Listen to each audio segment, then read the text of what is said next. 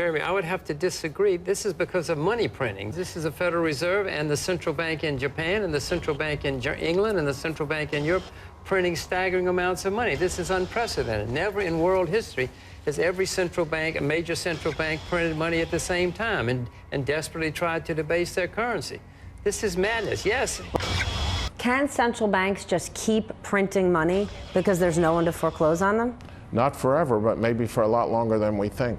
And if they do, then what's going to be the downside? The longer you keep the thing going, the worse it is. So I'm talking about the Federal Reserve policy, the madness at the Federal Reserve, where they're printing staggering amounts of money. They're putting huge amounts of debt on their balance sheet. They've more than quadrupled their own balance sheet in 5 or 6 years. This is unprecedented in world history.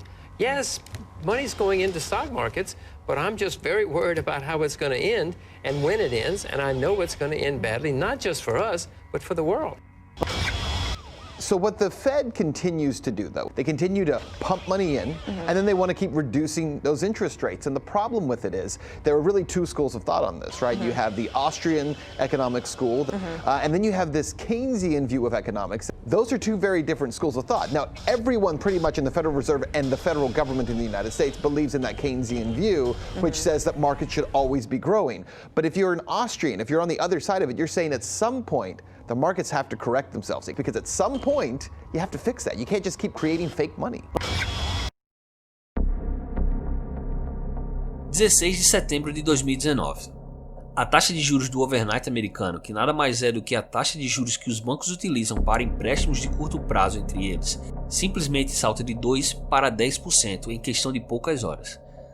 Sendo mais claro, é como se repentinamente todo o dinheiro tivesse sumido do sistema bancário norte-americano, o que acabou forçando o Fed a injetar bilhões de dólares diariamente desde então no sistema financeiro do país nas operações chamadas de Ripple, algo que não acontecia desde 2007, poucos meses antes do estouro da crise imobiliária.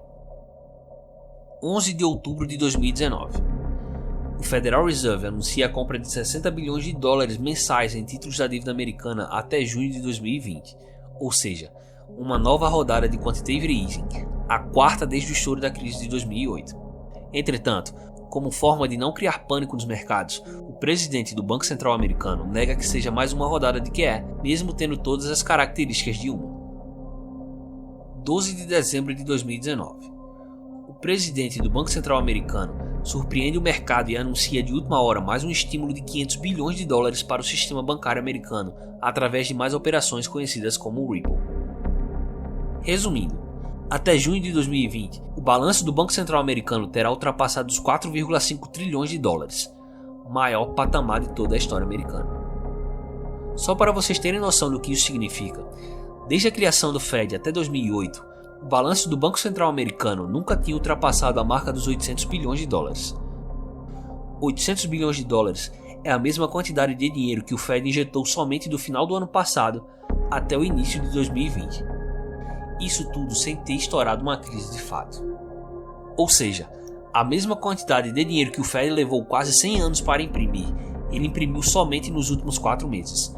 Ao mesmo tempo em que o presidente americano alardeia aos 4 cantos do mundo que sua economia está operando a pleno emprego e que nunca esteve em melhor situação.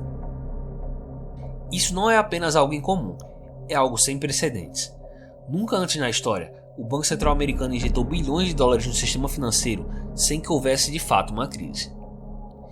Isso assusta ainda mais quando lembramos que, segundo o próprio Banco Central americano, toda a injeção de liquidez que ocorreu durante a última crise seria algo temporário e que, tão logo a economia se recuperasse, todo esse excesso de liquidez seria retirado do sistema financeiro e tudo voltaria ao normal. E de fato houve uma tentativa de normalizar as taxas de juros americanas que começou em 2015 e de reduzir o balanço do Fed a partir de 2017. Mas tão logo o programa de aperto monetário foi iniciado, a economia americana começou a apresentar resultados negativos, o que mostra a dependência da economia americana a esses estímulos. O resultado foi que já em 2018, a taxa de juros que deveria chegar pelo menos entre 4% a 5% segundo o próprio Fed, chegou a no máximo 2,5%. Enquanto o seu balanço, que deveria retornar a algo próximo ao nível pré-crise, que era de aproximadamente 800 bilhões de dólares, diminuiu até somente 3,7 trilhões de dólares. Hoje, a taxa de juros americana está por volta de 1,5% e com forte perspectiva de queda nos próximos meses, enquanto que o balanço do Banco Central americano está se encaminhando para mais um recorde, alcançando o patamar de 4,5 trilhões de dólares. Se você costuma se informar pela mídia tradicional ou pelos tweets do presidente americano Donald Trump, provavelmente você acredita que a economia americana está em uma ótima situação, com o PIB crescendo recorrentemente, inflação sob controle, uma das menores taxas de desemprego da história e as bolsas de valores americanas quebrando recordes atrás de recordes. Mas daí surge a pergunta: se a economia americana está em excelente situação, então por que o Banco Central americano está se comportando como se estivesse em meio a uma crise de grandes proporções? O fato é que a economia americana já está passando por uma severa crise de liquidez. A bolha imobiliária está muito maior do que estava antes de 2008. O nível de dívidas não só das famílias, como dos governos e das grandes corporações estão nas suas máximas. E apesar de esse período atual ser o mais longo período de expansão da economia americana, foi também um dos mais fracos em termos de crescimento. Entretanto, como está ficando evidente, estamos chegando ao fim desse ciclo. Como já deixei claro em vídeos anteriores, toda essa injeção de liquidez da última década que está sendo promovida não apenas pelo Fed, mas por todos os maiores bancos centrais do planeta, está criando duas enormes bolhas em escala global, uma no mercado de ações e outra no mercado de títulos. O fato de não apenas o Federal Reserve, como também o Banco Central Europeu terem voltado recentemente a estimular suas economias com injeções maciças de papel moeda sem lastro após alguns anos de pausa, indicam a proximidade de um estouro da bolha no mercado acionário. Porém, ao contrário do que se viu em crises anteriores, está ficando evidente que os bancos centrais ao redor do mundo não pouparão esforços e utilizarão todas as ferramentas em seu poder, que na verdade consistem em uma só, que é a impressão de dinheiro, para impedir que essa bolha estoure a qualquer custo, não importando as consequências sobre os seus balanços. Não por acaso, no último dia 14 de janeiro, o Federal Reserve anunciou que está estudando a possibilidade de estender as operações conhecidas como Ripple para os hedge funds, como são conhecidos os fundos de investimentos multimercado, e não mais apenas para o sistema bancário. Na prática, isso significa que o Banco Central irá imprimir dinheiro para emprestar a fundos de investimentos como forma de manter o mercado acionário de pé. Algo surreal. E isso provavelmente é só o começo. O que veremos nos próximos meses ou anos é a tendência de políticas monetárias e fiscais expansionistas cada vez maiores, com o Fed e demais bancos centrais ao redor do mundo reduzindo suas taxas de juros até zero e aumentando cada vez mais suas políticas de afrouxamento monetário.